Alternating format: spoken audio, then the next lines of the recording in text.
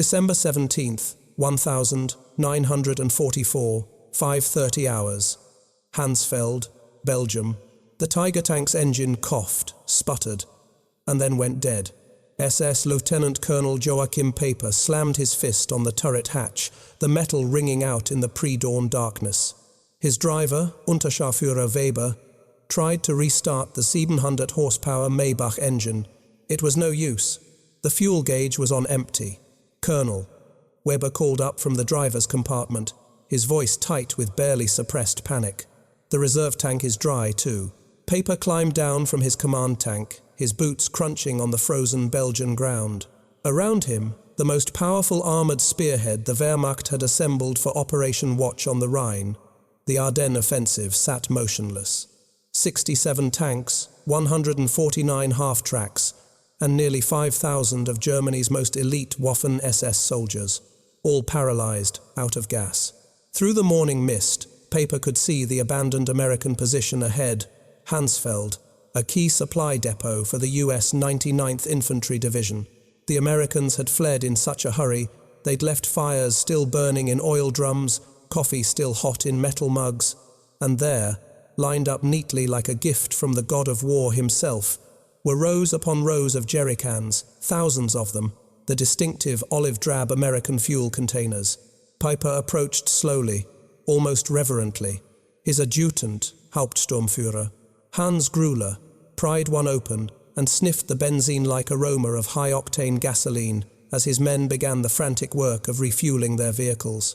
Paper walked among the stacks and counted. The numbers were staggering.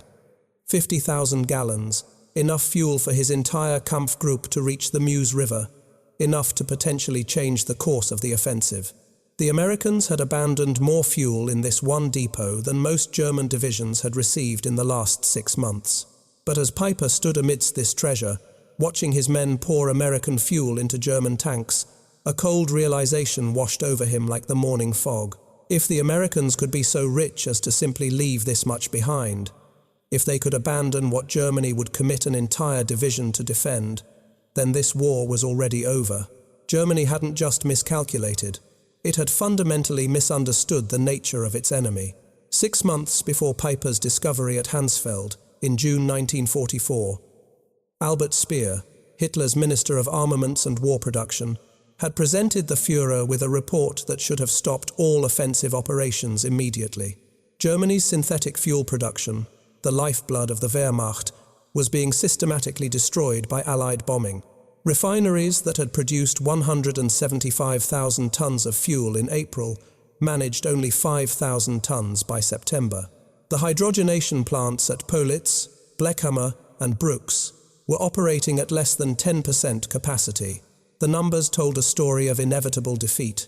In 1944, the United States produced 8 billion barrels of crude oil. Germany, including all its synthetic production and the captured Romanian oil fields, produced just 33 million barrels, less than 2% of American output. The Third Reich was trying to fight a mechanized war with horse and buggy logistics. While America was drowning its army in a surplus of oil, Major Friedrich Simmmann of the Wehrmacht Logistics Command calculated that the Ardennes offensive would need 5 million gallons of fuel to reach Antwerp.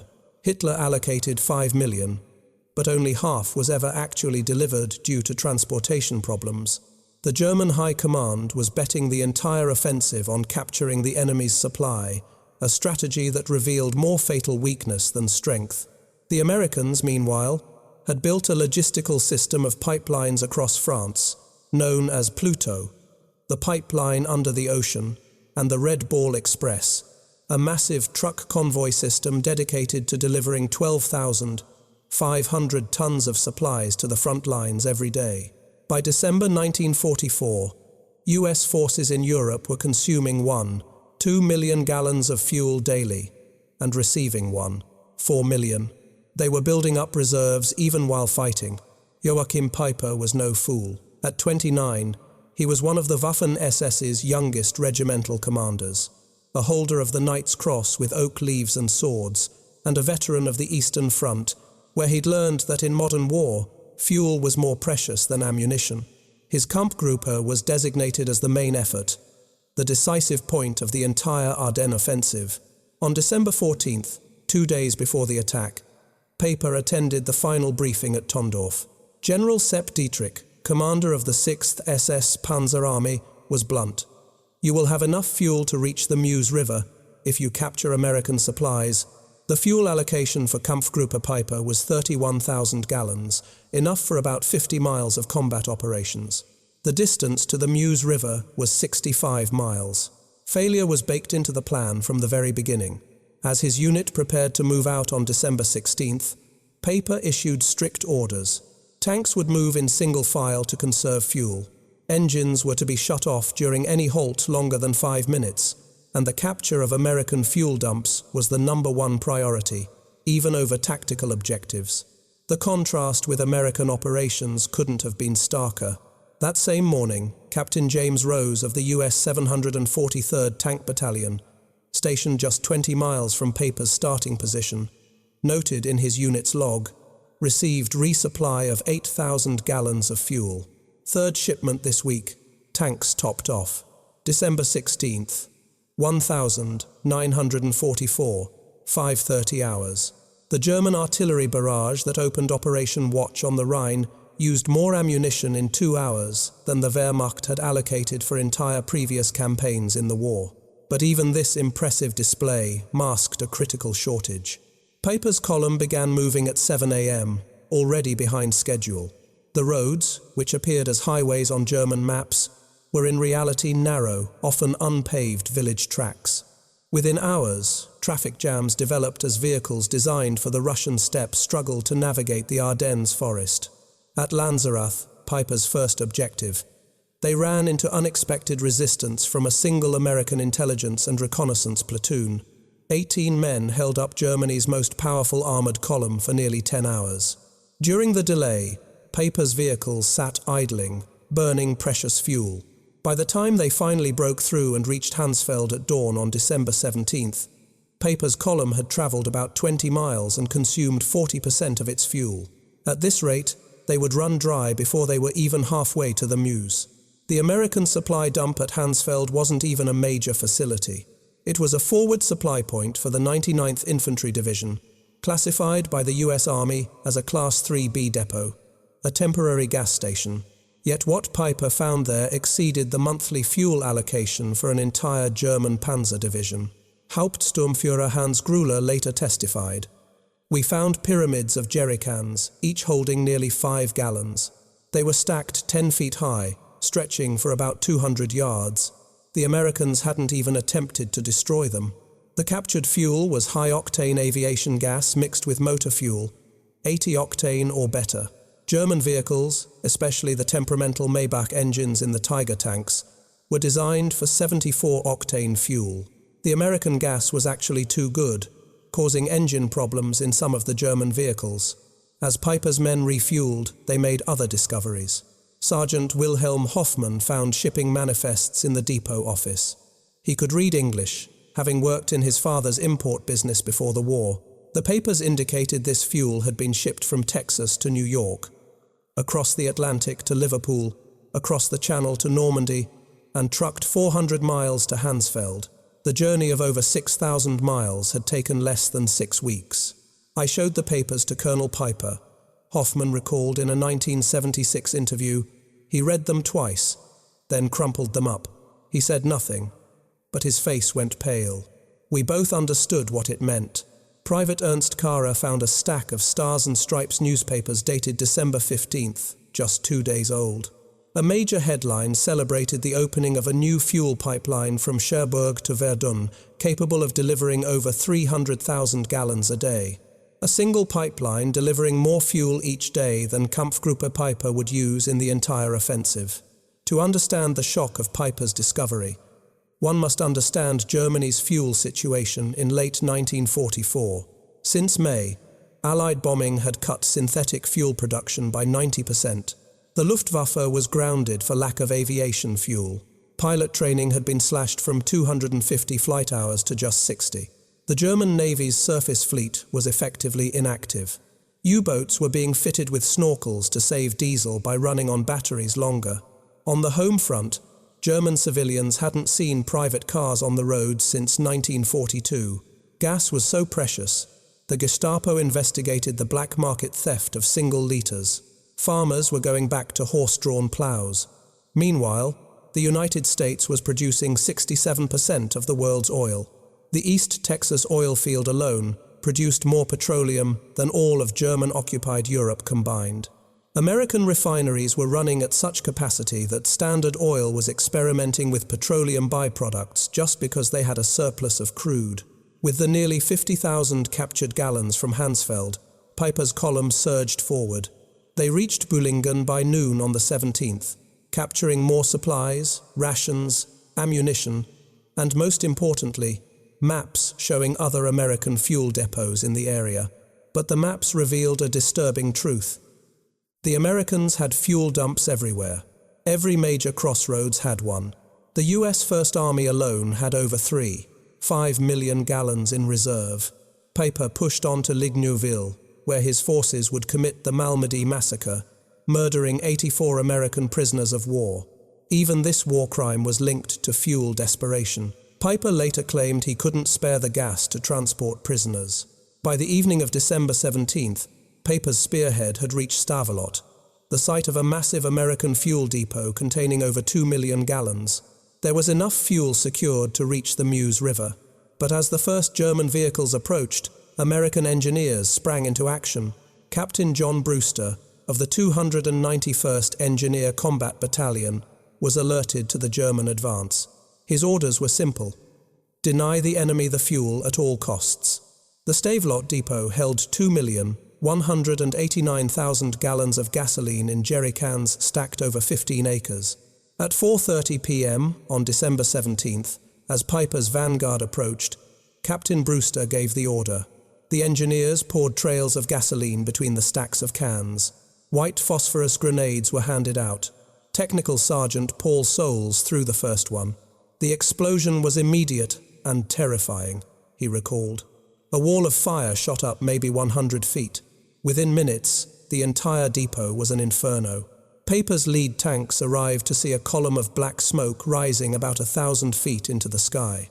The fire would burn for 3 days, incinerating enough fuel to power Piper's entire division to Antwerp and back. Unterscharführer Weber described the scene.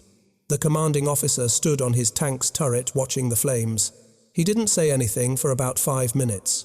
Then he climbed down and told me, "They're willing to burn 2 million gallons just so we can't have it. What the hell are we doing here?" Across the Ardennes, American engineers were destroying fuel dumps rather than let them be captured. At Spa, 1 million gallons were torched. At Stavelot, 5 million gallons were destroyed. In total, the Americans deliberately destroyed over 8 million gallons in the first week, more than Germany had allocated for the entire offensive. The ability to casually destroy millions of gallons of fuel stemmed from a logistics system beyond German comprehension. The Red Ball Express had delivered 412,000 tons of supplies using 6,000 trucks running around the clock. Each truck consumed 40 gallons a day. This operation alone burned more fuel than Germany's Army Group B received in a month. By December 1944, the motor transport service was running 230 truck companies on color-coded routes. This system delivered 20,000 tons of supplies daily, including 3,000 tons of fuel. Colonel James Snyder, the First Army's chief quartermaster, logged on December 18th. Fuel received yesterday was 1,847,000 gallons. Fuel issued was 1,623,000 gallons. The net increase to reserves was 224,000 gallons. The pipeline system was even more impressive. Operation Pluto had laid pipelines across the English Channel, pumping 1 million gallons a day from Britain. A network of pipelines extended inland. The Cherbourg-Paris line supplied 800,000 gallons daily. The Seine River line carried 650,000 gallons. By December 1944, Allied forces in northwest Europe were consuming 5 million gallons a day, while receiving 2 million. They were building reserves even during offensive operations. As Piper pushed deeper into Belgium on December 18th, the impossibility of the German situation became clear. At Starmont, they captured another depot. The 5,000 gallons were consumed in 3 hours of fighting. The Tiger tank consumed 5 gallons per mile in combat. The Panther burned 5 gallons per mille. In the rough terrain of the Ardennes, consumption increased by 40%. Otto Carius, maintenance officer of the 1st SS Panzer Regiment, recorded that by noon on December 18th, we had consumed 67,000 gallons since the attack began. We've captured about 55,000 gallons.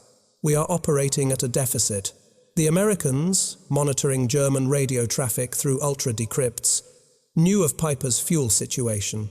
General Courtney Hodges ordered all units that the enemy is critically short of fuel, and all gasoline dumps in danger of capture must be destroyed. That same day, American C-47 seconds flew 316 resupply sorties into Bastogne, delivering 160,000 gallons of fuel. The Americans were airlifting more fuel to a single besieged garrison than Piper's entire group possessed. By December 19th, as Piper's force engaged defenders at Staumont, the fuel crisis had become acute. Tanks were being abandoned for lack of fuel, not combat damage. Piper pooled his remaining fuel, perhaps 8,000 gallons, enough for one more engagement or a retreat, but not both. Meanwhile, Allied planners were preparing for January operations. Brigadier General Maurice Gilland requested 245 million gallons for the coming month. The request was approved without discussion. The contrast went beyond mere numbers.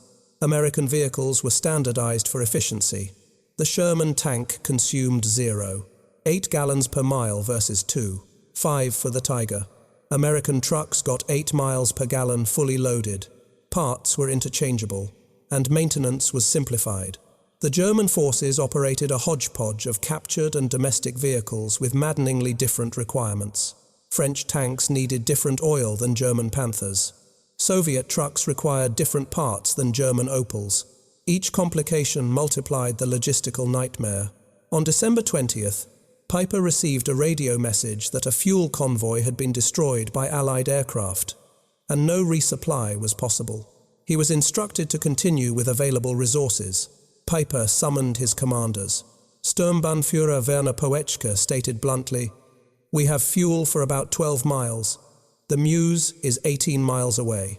According to Captain Gruler's testimony, the Obersturmbannführer said, "Gentlemen, we find ourselves fighting an enemy who burns more fuel, denying it to us than we were issued for this entire operation. What we captured at Honsfeld, which seemed like a miracle, is nothing to them. We cannot win." This realization was spreading.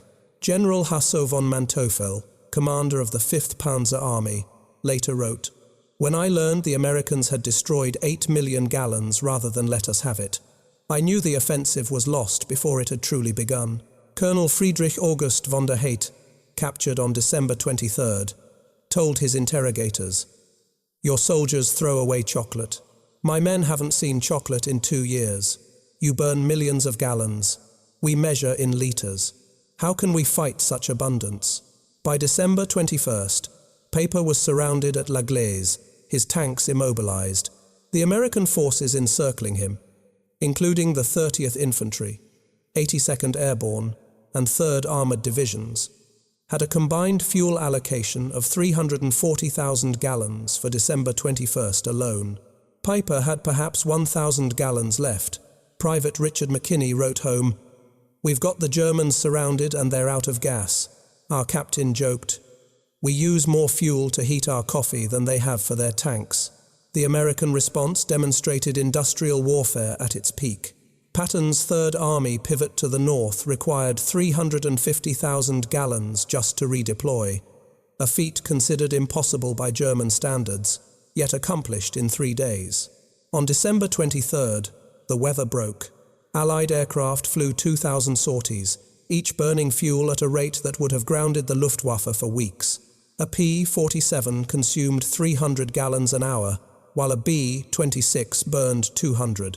A single day's air operations consumed more than the entire German allocation for the offensive. On the night of December 23rd, Paper abandoned his vehicles and escaped on foot. Of the 119 tanks and self-propelled guns that began the attack, 39 were still operational but immobile. These were destroyed with remaining ammunition. Obersturmführer Heinz Golz described how we drained the last of the fuel from all the vehicles, maybe 200 gallons in total. The Obersturmbannführer personally destroyed his command tank. Millions of Deutschmarks worth of equipment was destroyed by empty gas tanks. Of the 5,000 men who started with Kampfgruppe Paper, around 770 made it back. They had advanced 60 miles, captured a few depots, and discovered the truth of Allied logistics. News of Piper's discovery spread rapidly through the German High Command. On December 26th, Field Marshal Walter Model received a report on captured American supply manifests. His chief of staff recorded Model's reaction. The Field Marshal read the figures twice. 50,000 gallons at Honsfeld, 2 million burned at Stavelot, 8 million destroyed rather than be captured. He said, "We are not fighting the same war." Hitler, informed on December 28th, refused to accept reality. Speer wrote that Hitler insisted the numbers were propaganda. When shown photos of Stavelot burning, he dismissed it as a Hollywood effect, but his subordinates understood. Gefreiter Wilhelm Hoffmann wrote to his wife, "The Americans destroy more fuel daily than we receive in a month. They drive tanks like we walk. This war is lost." The fuel crisis was a symptom of a larger truth. By 1944, America produced 50% of the world's industrial output. A new airplane every 5 minutes, a ship every day, a tank every 7 minutes. The oil production statistics were staggering. United States 8 billion barrels. Soviet Union, 110 million. Germany, including synthetic oil, 33 million. Japan, 6 million. The Axis powers combined produced less than 2% of America's oil output. Every major German offensive after 1942 was constrained by fuel, while every American attack was backed by an abundance German planners couldn't fathom. Lieutenant Colonel Chester Hansen recorded a telling incident on December 27th, when a logistics officer reported that the weather had reduced fuel deliveries to a mere 500,000 gallons a day. There was concern until someone noted this figure exceeded the total allocation for the German attack. German prisoners of war from the Battle of the Bulge were shocked more by American wastefulness than their firepower. Seeing American soldiers throw away half-eaten rations or use gasoline for heating was more demoralizing than artillery. Oberstleutnant Gerhard Engel told interrogators, "We knew your production numbers in the abstract, but seeing soldiers waste more than we possessed made it real. Every German who saw your abundance knew the war was hopeless." This knowledge spread through letters despite censorship. Feldwebel Ernst Müller wrote that the Americans wash their clothes with gasoline, they feed their dogs chocolate, and they fire artillery for Christmas. We cannot fight infinity. The psychological impact undermined stories of German racial superiority. How could decadent Americans possess such wealth while the master race struggled for necessities? In the Nuremberg trials, German leaders repeatedly cited logistics, especially fuel, as the decisive factor.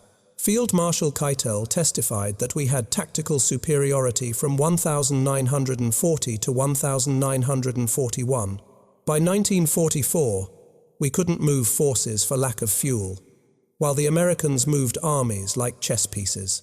Piper, on trial for the Malmedy massacre, gave telling testimony, "Every decision after December 17th was dictated by the fuel shortage. We could not maneuver, pursue, or retreat effectively. The Americans moved freely, while we counted every liter." General Heinz Guderian wrote that when Piper captured 50,000 gallons, which meant everything to him but was nothing to the Americans, the war was over. This story resonates because it represents the moment industrial war reached its conclusion. Wars were decided by production statistics, not warrior courage. The romantic notion of war died in the Ardennes among empty gas cans. Dr. Richard Overy calculated that by 1944, the Allied to Axis production ratio exceeded 5 to 1 in key categories. For oil, it approached 50 to 1. These advantages could not be overcome by superior training or tactics. America produced 324,750 aircraft during the war, while Germany produced 119,977. The Americans built 88,410 tanks, Germany 46,857. But the telling statistic, in 1944 alone, America refined 8 billion barrels of oil, while Germany squeezed out 33 million. On the 24th of December 1944, as Piper's men snaked through American lines on foot, leaving behind 39 tanks, 70 half-tracks, and 177 other vehicles, the scale of the problem became clear. They had captured 50,000 gallons of fuel, what seemed like a miracle, only to realize it was meaningless against an enemy who could burn millions. Untitled recalled in 1975, that morning in Hansfeld, when they found the American fuel, they celebrated like they'd won the lottery. But by evening, hearing that Stavelot was in flames, they understood they had lost. The Americans had so much they could destroy what the Germans were willing to die for. Those 50,000 gallons were less than a U.S. armored division's 2-day consumption, less than the Red Ball Express burned in 3 hours, just a rounding error in the daily Allied consumption. Major General J. Lawton Collins later wrote that the Germans' desperate attempts to capture fuel revealed their miscalculation. They assumed we valued fuel as they did, as irreplaceable. They couldn't comprehend we had so much we could burn millions of gallons rather than accept a tactical risk.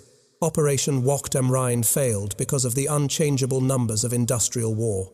The offensive consumed about 8 million gallons, 40% of the total allocated, with the rest to come from captured supplies.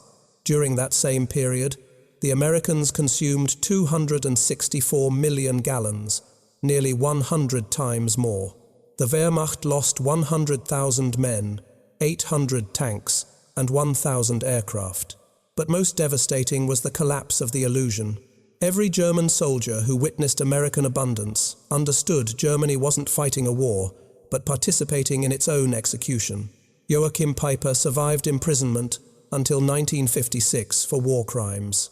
On the 14th of July, 1976, he was murdered at his home in France by unknown assailants. But in 1967, he told historian Henry Lehman that finding that fuel depot was the worst thing. If they'd run out of fuel sooner, they might have retreated with honor. Instead, they discovered the Americans had an ocean while they had only drops. They had discovered the impossible. This lesson extends beyond World War II. In industrial war, logistics replaces tactics. Production overwhelms bravery. Abundance defeats dedication. The German soldier of 1,944 was arguably better trained and more experienced, but it didn't matter. The American was backed by an industrial machine that could waste more than Germany could produce. This truth was encoded in every fuel can in Hansfeld, every gallon burned in Stavelot, and every pipeline across France. Wars between industrial powers are decided by factories and refineries, not by brilliant generals. Colonel Trevor Dupuy calculated that in December 1944, each American soldier was supported by 66 pounds of supplies per day, while each German soldier received 3 pounds. Americans complained about waste. Germans would have seen American waste as unimaginable abundance. In 1984, 40 years after the battle, veterans gathered at La Glaise. The museum displayed Piper's Tiger tank, still where it ran out of fuel on the 23rd of December, 1944. Former Oberscharführer Karl Wortmann stood by the tank with former Staff Sergeant Roy Anderson of the 30th Infantry Division. Anderson said they'd always wondered why the Germans stopped. They thought it was tactical. Wortmann laughed bitterly and replied that they stopped because the tanks ran out of gas. The Americans burned millions of gallons to keep them from getting it. How could they fight that? Anderson was silent, then said they never knew the Germans had so little. They had so much they never thought about it. That exchange captured the truth of December. 1,944. One side measured in gallons, the other in millions of gallons. One side fought for every can, while the other burned an ocean. The outcome, was preordained. German records provide stark evidence from the war diary of Army Group B, December 1944. December 16. Attack begins. Fuel at 70% of minimum. December 17. Piper captures 50,000 gallons. December 18. Multiple depots destroyed. Over 5 million gallons lost. December 19. Fuel critical. Units immobilized. December 24. Piper abandons vehicles due to lack of fuel. Meanwhile, the First Army reported on December 16, reserves at 3, saith million gallons. December 17. 2 million gallons destroyed. December 18. 8 million gallons received. December 24. Reserves at 4 million gallons. The Americans treated millions of gallons casually, while the Germans husbanded every can. Beyond quantity, American fuel represented technological superiority. American refineries had perfected catalytic cracking, producing higher octane gasoline more efficiently than German hydrogenation methods. America's 100-octane aviation fuel gave its aircraft a performance edge over German planes running on 87-octane synthetic gasoline. The Americans had perfected additives Germany couldn't replicate, like tetraethyl lead, ethylene, and diaramide scavengers. German engines, designed for lower quality, often ran poorly on captured American gasoline. The fuel shortage shaped every soldier's experience. Gefreiter Hans Müller recorded on December 20 that they marched 18 miles without fuel for their trucks, passing abandoned American vehicles with engines still running for heat. He wrote that they leave their engines running while we march through the snow. Medical services were paralyzed. Ambulances couldn't evacuate the wounded, and hospitals couldn't run generators. Many died waiting for transport that never came. Oberarzt, doctor.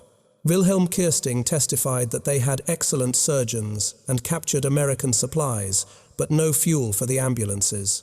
Men died who could have been saved by a simple 6-mile transport. These revelations shattered German propaganda about American weakness. Soldiers had been told that Americans were soft and incompetent.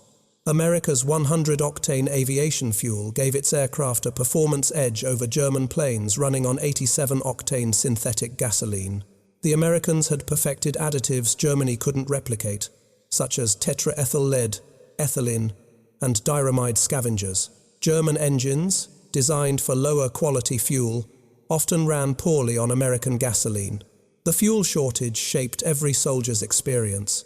Gefreiter Hans Müller recorded on December 20 that they marched 18 miles without fuel for their trucks, passing abandoned American vehicles with engines still running for heat. They leave their engines running while we march through the snow. Medical services were paralyzed. Ambulances couldn't evacuate the wounded, and hospitals couldn't run generators. Many died while waiting for transport that never came. Oberarzt doctor Wilhelm Kirsting testified that they had excellent surgeons and captured American supplies, but no fuel for the ambulances. Many men died who could have been saved by a simple 6-mile transport.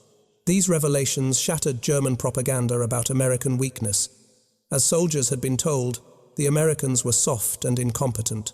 Then they discovered the Americans could destroy more than Germany possessed. Goebbels' diary on December 28 noted reports of serious morale problems. Soldiers write of American superiority, undermining our narrative. But the stories spread faster than censorship. The myth of German superiority could not survive contact with American logistics. The defeat in the Ardennes meant Germany had no option but desperate defense. General Jodl testified at Nuremberg that after the Ardennes they knew it was lost. They had played their last card and discovered the enemy held all the aces. Recognizing German desperation, the Allies focused on destroying fuel production. By February 1945, German fuel production had ceased. The Luftwaffe was grounded, training was cancelled, and the Wehrmacht became static, destroyed piecemeal by mobile enemies. The spring of 1945 brought surreal scenes of German units surrendering because they were immobile, not because they were defeated. Entire panzer divisions sat helpless as Allied columns drove past. Major General Fritz Bayerlein described having 42 operational tanks, experienced crews, and ammunition. We had 300 liters of fuel, not enough to reach the next town. We destroyed our tanks and walked into captivity. Meanwhile, the American advance was only hindered by traffic jams caused by too many vehicles. The Third Army alone had 15,000 vehicles. Kampfgruppe Paper's fuel crisis shows how industrial capacity decided the outcome of World War II. As Piper stood among the captured German soldiers that December morning, he glimpsed the truth. They had fought an enemy whose waste exceeded their needs. The numbers tell it all. The German offensive was allocated 19 million liters. The fuel destroyed by the Americans was 30 million liters. Daily US consumption was 4 million liters. The amount Piper captured at Hansfeld was 19,000 liters, making up 0.6% of the US daily supply. The Battle of the Bulge killed 19,000 Americans and perhaps 1,000 Germans. It destroyed the Wehrmacht's last reserves. But its lasting impact was spreading the knowledge among German ranks that America possessed an incomprehensible abundance. Piper's discovery wasn't just about fuel, but about the very nature of industrial warfare. Victory goes to the side that produces the most oil, steel, and aluminum. Germany never stood a chance. The final irony is that American forces inventorying the German equipment at La Glaise found 39 perfectly good tanks abandoned just for lack of fuel. Major Robert Harrison's recovery report noted that the required fuel was 3,000 liters, a minimal amount from on-site reserves, taking just 4 hours. This was impossible for the Germans. Yet 3,000 liters to save their best tanks wasn't even worth the Americans' bother. A small request using on-site reserves was beyond the power of Kampfgruppe Piper at its peak. This was Piper's discovery at Hansfeld. Not just that America had more fuel, but that American abundance operated on a scale that made German scarcity meaningless. The war was over the moment America's industrial might was mobilized. Hansfeld revealed what had been true since 1942. Germany was fighting the impossible, measuring its failure by the liter, while America measured its victory by the ocean. The Tiger tank in the La Glaise Museum, its fuel gauge empty, is a monument to the moment tactical brilliance met logistical reality and lost. Visitors ask why such powerful tanks were abandoned. The answer is, they ran out of fuel.